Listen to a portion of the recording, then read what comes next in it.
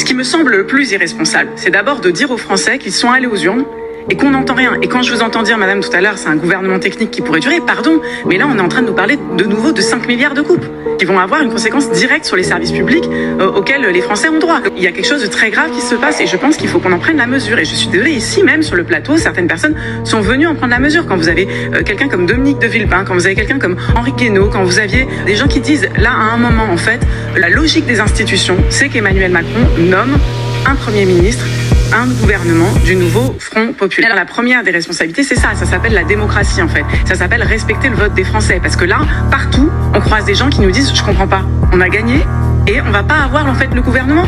On va pas voir comment notre programme peut être appliqué ». Chacun doit prendre ses responsabilités. Et évidemment, du coup, il y a des mobilisations qui s'organisent. Évidemment, il y a des gens qui disent « mais attendez, on peut pas faire comme si on n'avait pas voté ». Cette impression de désordre et d'instabilité, elle est créée par qui? Par Emmanuel Macron qui ne prend pas ses responsabilités.